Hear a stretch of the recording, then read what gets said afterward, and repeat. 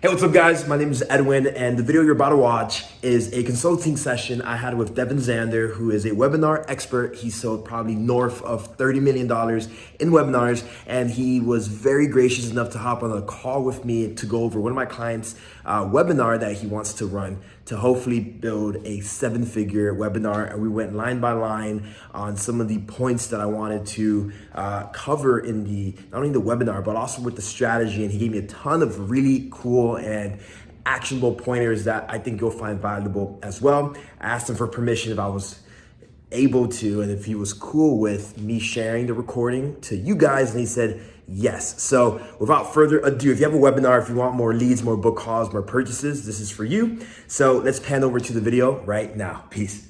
Doc that I made on my flight yesterday. So this is not necessarily a webinar for me, it's for a client to give you an idea of his business. He has a mastermind where he has like a six-figure level and a seven-figure level. And his whole concept, there's a little bit of kind of woo-woo in a sense. He has this whole thing where men want to become kings, and he kind of alludes that business to becoming a king.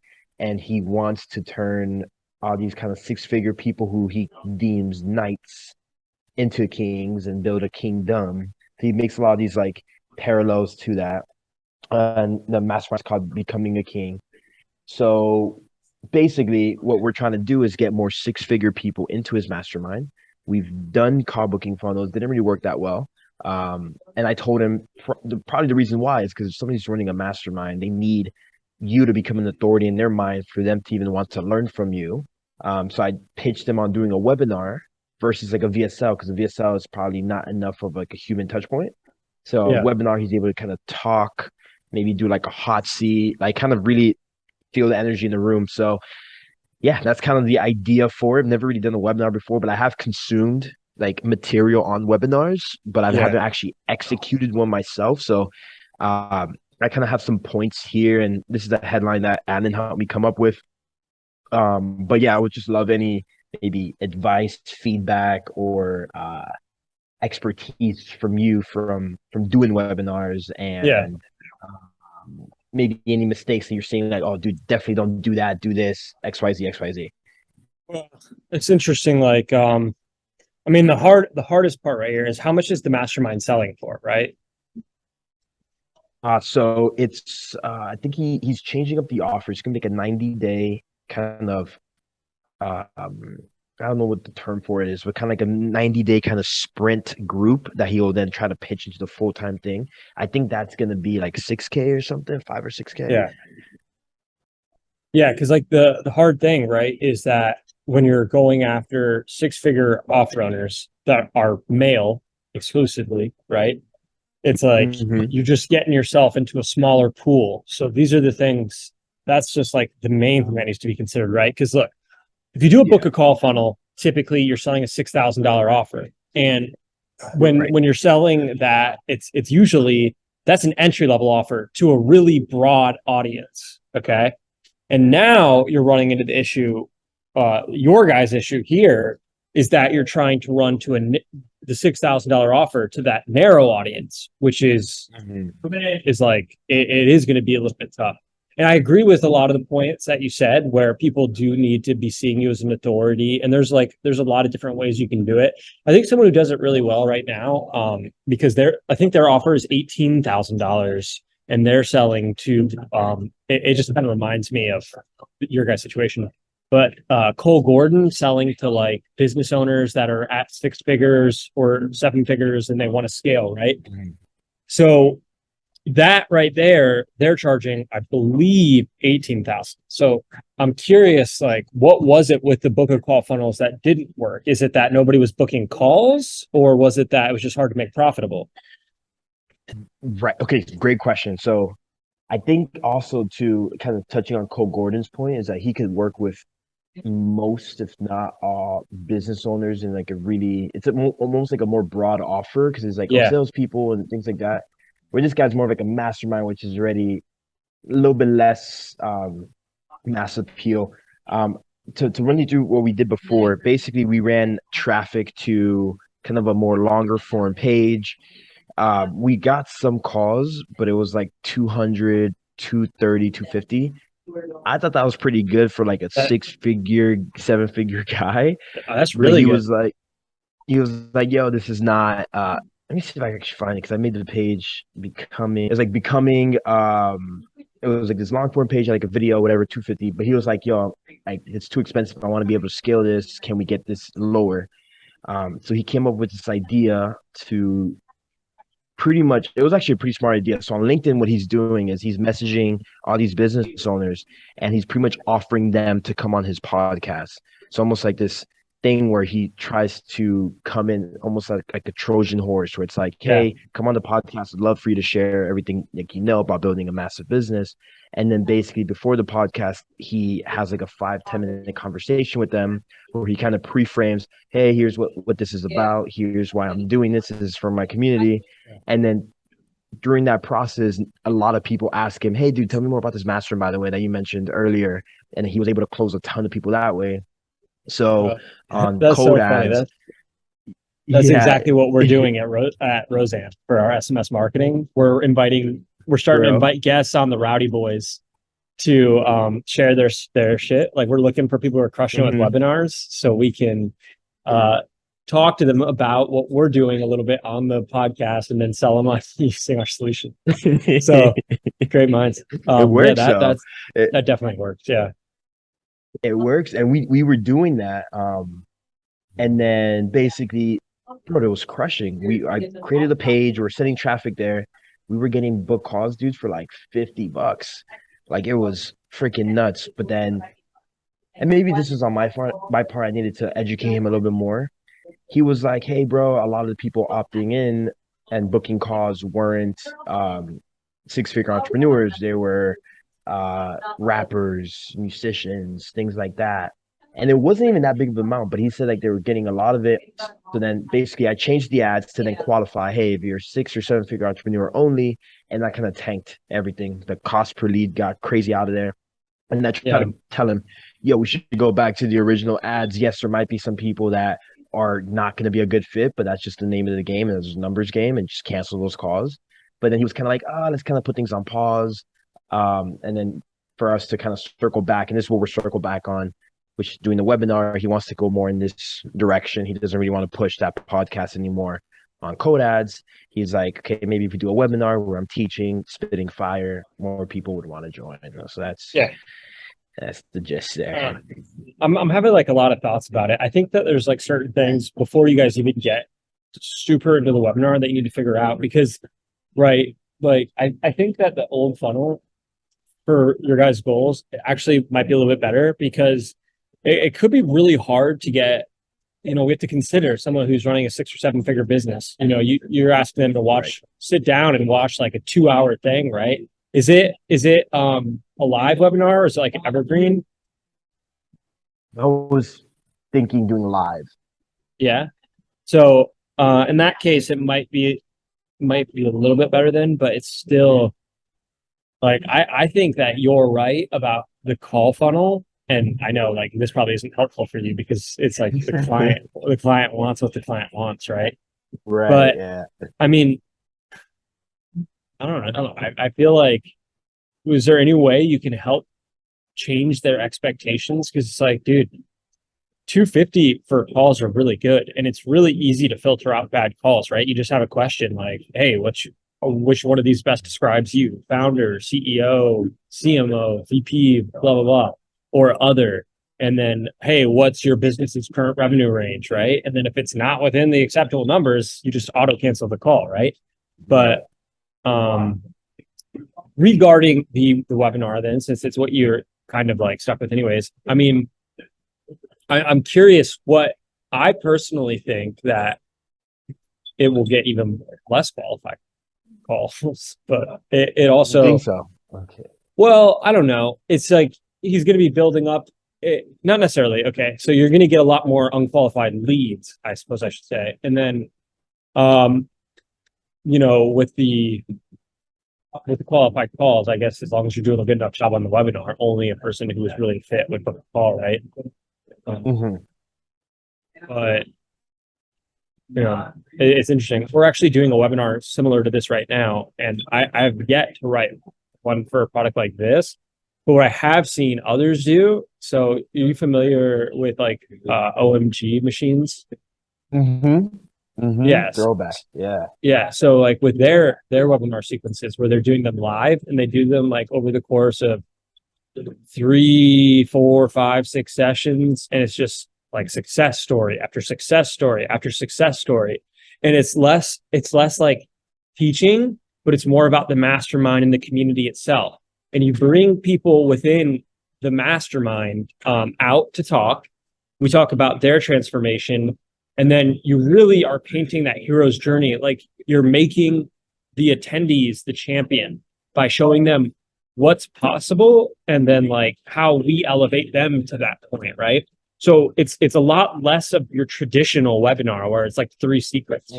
And instead it's their peers coming on live, sharing their experience, what has changed in their life. And you need to consider like all the different things that these business owners want, right? Because someone who has got a 6 or 7 figure business, they have like, they have like tons of issues that they want solved. And, you know, I don't really know what this product does, but it's like their free time, if they have kids, like they're spending time with their kids while also running the business and elevating their business to the next level.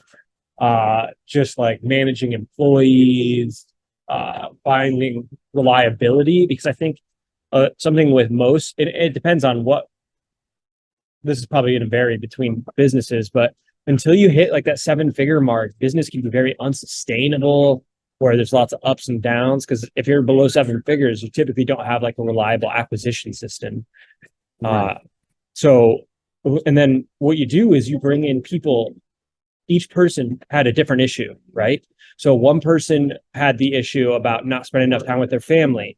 And that's why they couldn't build their business to 7 figures or whatever, because they were trying to balance family and business. And then you bring the next person on who they were in a different place. And now their thing was elevated and the mastermind solved that. And you just keep cycling through. And it's trying to figure out like, yeah, because it's hard for me to know. Can you give me like more information on exactly what is the goal of the mastermind, right? And that's the issue with selling masterminds sometimes. And this is something I actually have in my own business too, that I've been learning, because we sell a $6,000 mastermind, and there's like no clearly defined outcome. The whole mastermind is that you get Matt and I to work with you in your business, but it's not like we're saying, okay, you're going to follow this blueprint. It's like, no, you're going to keep doing literally what you're already doing, except now you're going to have us like telling you what's wrong, what's right, and then helping you throughout. Right. But it's hard. We sell it pretty okay. It's like 25% close rate on calls. That's not bad. Yeah, but I think, you know, for our list, I think like the industry rate is usually about like 10 to 15% higher than what we're doing. So then that's what I've been told by people. Right. I'd be curious to really see. That's what I've been told. And I think, you know, really getting that clearly defined outcome in there helps so much. And that's something we're working on now. And that's kind of what I'm curious about with what you guys are doing. Like, what is the outcome? People come in and what do they expect, right? And then you're also selling to 6 and 7 figure business owners. Like, we also have to realize that is an astronomical difference. Look, 950,000, that's close. That's a close person to a 7-figure earner. But someone who's making $100,000 a year is entirely different, dude. Like, that is 10 times more money. That is a lot. That is the difference between 5 million and 50 million. Like, that is a huge gap. You know what I'm saying? So it's trying to understand like who the person really is that we're going after here. And I think that'll make it a little bit easier too. Because again, it's like a whole different set of problems, right? 6 to 7 figures and 7 to 8 is entirely different. Is people are not on the same wavelength, they're not on the same frequency. Because, dude, I've been talking to people since we founded Roseanne. I've been talking to people in my industry that are at like $100,000, $200,000 a year, and I thought I would have a lot in common with them, except they have like less customers than me. But in reality, we have like nothing in common, and they view business entirely differently. And I just, so it's, I don't know. There's just thoughts that are coming to my mind. Sorry, I know I talked a lot for a second there. No, you're good, man. You're good. This is all like gold. I guess to circle back to answer your question, let me clarify. So for this specific webinar, it'd be only going after 6-figure people. Okay. who want to go to 7. So I agree with you. There's different things in terms of what I guess the pain points from what he shared with me is that, like you said, they can't get enough quality, reliable leads consistently, right? To have that pipeline full. They're working way too much. They're stressed out. They don't have a team, so they need help pretty much firing It's like themselves exactly almost what I from said. yeah, basically, yeah. So that and I guess like the third part is like kind of being around, which is always like I hear this when people talk about masterminds. I just maybe don't resonate with that so much. Like being around like-minded men to talk about their problem. I don't know, like that's another pain point that he says that a lot of people come in with, where it's like, hey, like I'm alone on my journey. It's cool to be able to talk to other people who can resonate and we can bounce ideas off each other and X, Y, Z. So that's kind of like the value add. But you're right, there is no tangible outcome. Like Yeah. we were trying to come up And with like a guarantee, and it's like yeah, you can't promise them more money, you can't promise them more like referrals. Like it's hard to make it tangible. You know what I yeah, mean? so I think that's like I guess to give you insight into what we're doing then is that we're just like creating Okay. a curriculum for it then too. So it's nothing's changing. Like the mastermind is the mastermind, right? But now we're adding I don't even know what to call them, but like tracks within the mastermind. So like, okay, certain store owners who join us, like they need different things than other store owners. Some their AOV is really bad, for instance. So it's like, okay, they take the AOV track. And some people are not good at CLTV. So we put them in the CLTV track. We teach them about SMS and we teach them about email and brand equity and connecting with customers. So I think it's like really maybe adding some sort of aspect like that to the product where it's like, okay, It's like build your own adventure in a sense. Like I don't think so. I think it's just like you have like, look, we're going to walk you through the 4 different things that, look, you get the mastermind, and that's the main thing. But look, as a bonus or something, I don't know if you want to do it as a bonus, however, but it's like we're going to give you the 4 things that every single business needs to get from 6 to 7 figures, and these are essentially like full courses. But look, from what we've seen in our experience, most business owners who are stuck at 6 figures are because of these things. And you list exactly what you just told me, and then you say, look, we're going to give you this track. And that's going to show if you're struggling to get a reliable lead system and your deal flow is trash and your setters never hit KPI or your closers never hit KPI, blah, blah, you get that. But like if you don't know how to if you're too busy in the business and you can't spend time with your family and you can't grow because there's only one of you and you only have 2 hands, then we're also giving you this, right? Which is this part right here. And that's going to teach you how to fire yourself from the business, start outsourcing, and how you can create SOPs within the next 30 days that will allow you to outsource your entire business and retain the level of quality that you have. Because that's something you might want to write down too. That's the biggest, like people aren't actually, like people can hire people. That's not what they're scared of. What every business owner is scared of is that the quality won't match what they have. That is why people don't hire, is because they're scared that quality will drop. And like you can even address the truth, right? Which is it 100% will drop, but you cannot grow your business with the rate that you're going at, right? So even though the quality drops a little bit, because you can do so much more, you're getting better results. Okay. And then you just create SOPs to make it as simple as possible. Right. And because that's a huge like objection people have to outsourcing. So if you're teaching people about outsourcing, yeah, I would just write that down.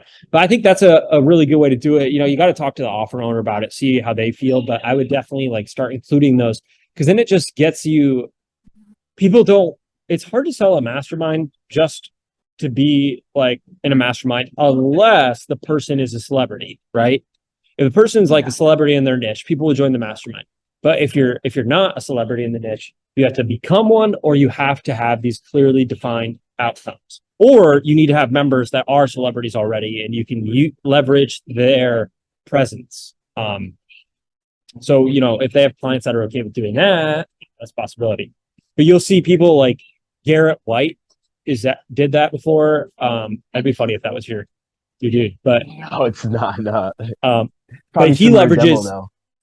yeah, he leverages like when he got Dan Henry as a client or something, he leveraged shit out of that. Just talking about, he had like Dan Henry big on all his landing pages and stuff. And it's like, he was featuring him more than he was featuring himself. That might not have been Garrett White, actually. It might have been someone else. I can't remember. My buddy is like a closer for, so that's the only reason I think about that. Yeah. So those are like things to consider. And yeah, I think it's going to take a lot of testing because it's definitely going to be different from the traditional webinar format. I think the like bringing people on and sharing their experiences and all that is really good. And then, you know, creating a clearly defined outcome to the best of your ability. And then the next part of it is, this is a little bit out of your control, but you can make recommendations on it and it'll make you look really good, is just tell them to get like SDRs or, you know, what's more commonly known as setters. And have them just follow, like he needs to have on his opt-in form, he needs to collect data. And this is, you see it all the time in the software industry, but if you only want to sell to certain people, you need to collect that data up front. And then you can do outbound sales to them. It's really inbound since they filled out the form, but you can call them and set appointments. So, hey, it's something as simple as on the opt-in form, what's your current revenue range, right? And then with that, now you're getting really qualified lead flow that you can actually reach out to, you know, and so, even if they don't watch the whole webinar or whatever, and they didn't buy or didn't do anything, you have their contact info. You can start emailing them, you can start texting them, you can start calling them, right? That's smart. So my idea for that was having a setter call people for show up rate. Is that overkill, or would you just have them call, fuck the webinar, and then just try to book them on the appointment? I would not necessarily call them for show ups. I would use text messaging. I'm obviously biased. I own a text message marketing company, but it's like the only reason I'm like apprehensive about that is because you don't know if they're qualified leads or not. It's a waste of time. Yeah, I mean, the webinar hasn't happened yet. I would give the webinar a chance to happen because you don't know if they're going to show up or not. Right? Text message them, get them to show up via that. And I don't know. I mean, honestly, you could do it the way you said. I'm not necessarily against it. I just think if you're going to get them on the phone, you should just be trying to schedule like an actual sales call at that point, not just show up to our webinar, because it's a big ask. $6,000. You're going to have to get them on the phone regardless. Most people aren't going to want to buy it on the webinar. So I'm thinking like, okay, you get them on that webinar, and then from there, your call to action on the webinar is to book the call. So the call to action on the webinar should be that's smart. Instead of trying to pitch it, yo, here's the order link, book a call, and then should you even do a price reveal, or just kind of keep that? Look, I'm like a copywriter at heart, and my answer is split test it. But my gut is I would split test it, but my gut is telling me that I would not do a price reveal. I would say what it's not. So, you know, you go through and then you're like, look, it's not $25,000, not $10,000. Then you got to get on the call to see the price. You got to find a more eloquently way to word it. But people will be like, oh, it's $9,999, not $10,000. What works really well with successful business owners are case studies and statistics. So that's why I think, you know, you show them the future them over and over, which is by bringing people in from the mastermind who they are going to be once they're through the mastermind, and do it in like a case study interview format. I would make it emotional, and I would also really build on a sense of community. Like that is the main focus here, is that we're going to help you get this transformation, and we're all going to do it together in this amazing community where everybody is winning, right?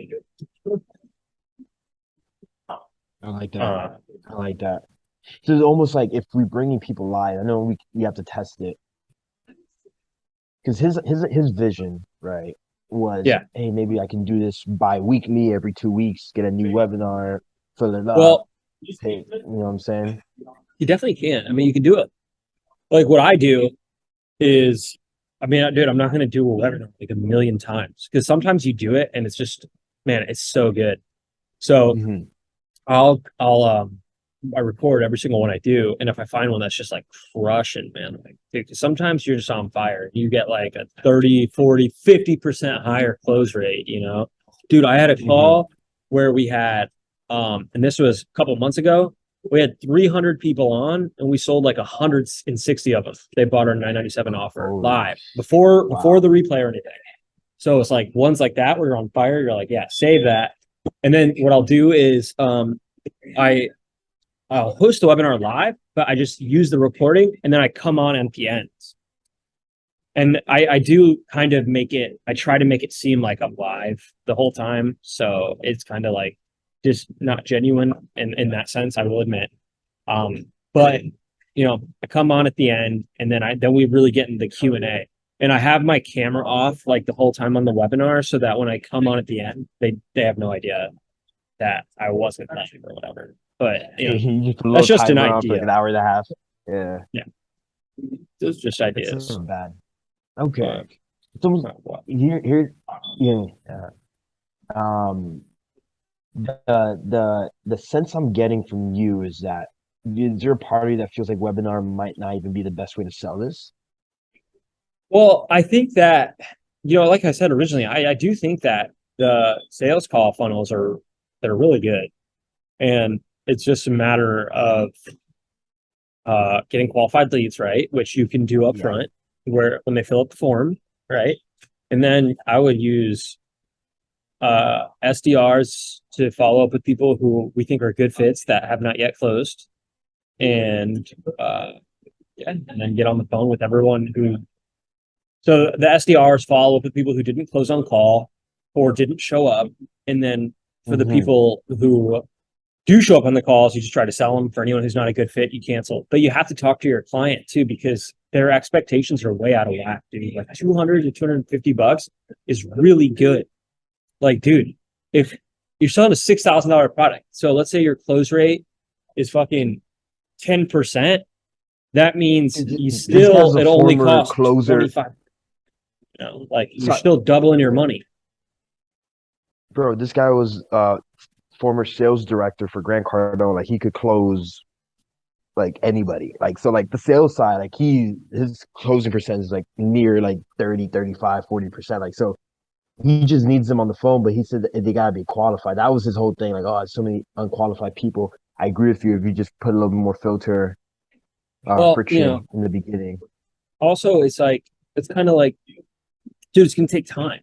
You know, you can't just throw up the funnel once. I don't know how much testing you guys did, but it's like, dude, it's not realistic to throw up a book call funnel, change it a few times, and then all of a sudden it's working. Like for our funnels, dude, we're making changes. We've been running like our current funnel. We've been running it for about like 13 months now. It wasn't profitable on cold ads for the first 3 months, and it's just like we just kept testing and testing and testing. Wow. And then it blew up, you know. And it's just like a matter of doing it till you get it right. And that's why, dude, I feel bad for new brands without money too, because like Brozan, our new company, my partner is the most successful guy I know. He got ridiculous like amounts of money, more than anybody. And still, like, we're bootstrapped. We both put X amount of money in, and he's like, all right, we're not putting any more money in. We have to be super stingy and cheap. So I'm like, oh my God, we're just like slow growth in it, dude. Just one sales call at a time. I'm like cold outreach to people on Facebook that I haven't talked to in like 15 years. I'm like, yo, you still doing nothing? What's up? So I feel bad. Like I see the struggle of like trying to test things when you don't have a lot of money to spend. He's trying to put down like 10K on ads, which that might be your testing budget. You know what I mean? Like at my main company, I think like what we usually start out with is like $15,000 a month for testing, like $500 a day. Because when you're selling a high ticket product, you have to spend a lot.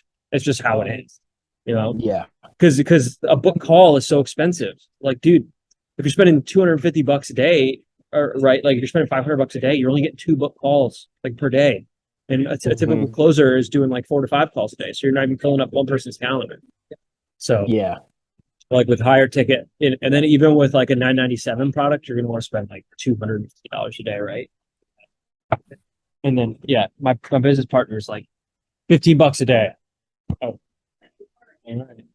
See what I can do, That's man. tough. I'm Yes. working it. Nah. Awesome, man. Yeah. Awesome, man. So is there like let's get back on topic here though. Is there anything else that you can think of regarding this particular funnel? Yeah. I would love your thoughts on what do you think of this?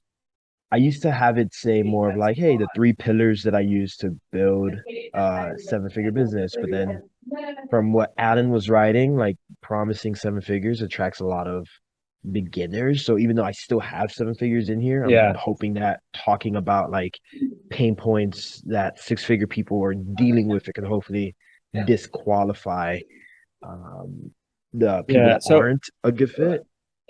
in situations like these, what I like to do is just add a subheader above the headline, which is just like, look, if you're a business owner who's stuck at six figures, dot, dot, dot, and then it goes straight to the headline, right? Got you. It's something like that. Not a perfect solution. Ideally, you do want to tap into the exact things that your um, client is feeling, but just calling them out directly in that pre-headline snaps them to attention. You want them to digest your main headline a little bit better, and help them realize that, because what you're doing is you're helping them view the headline through a different lens, right? Because if they don't know that it's only for six-figure business owners, they might think like, oh, well, it's some get rich thing for a beginner. But when you say, Right. oh, it's for a six-figure business owner, right? Then they're going to digest it a different way. And I'm sure you've been there where it's like you read content or you saw something, 10 years ago and it wasn't that impactful on you and you were like, eh. And then you reread it again at a time in your life where it made more sense for you. And you're like, oh my God, this is amazing. Why didn't I think this was good, right? And that's like what we're trying to accomplish. We're trying to make it so they understand right now that, hey, this is actually applicable to you right now. Sweet. So it's just like Sweet. that little bit of clarity. That makes total sense. And then on that page, like you said, name, email, phone number. Revenue Would you level, like I would do a drop probably down add with that? Yeah. make it a drop down where they can't type their own thing in. They have to pick one. This is going to I say probably, it could lower conversion rates, but your client says they want more qualified leads.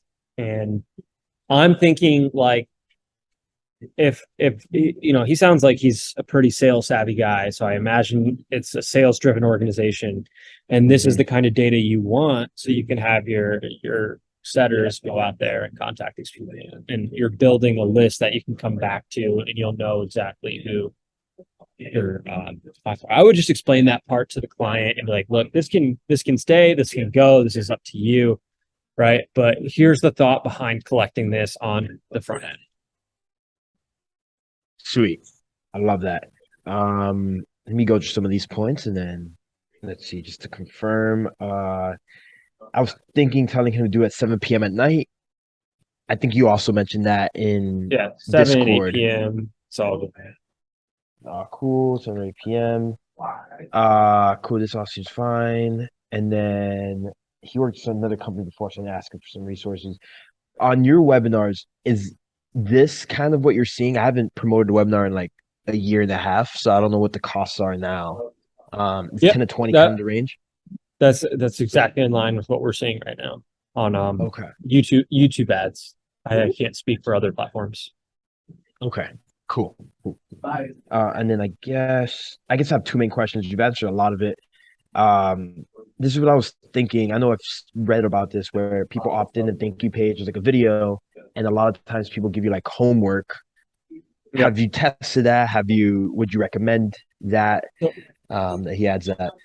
Yeah, it depends on like the assets your client has. Do they have a podcast by chance?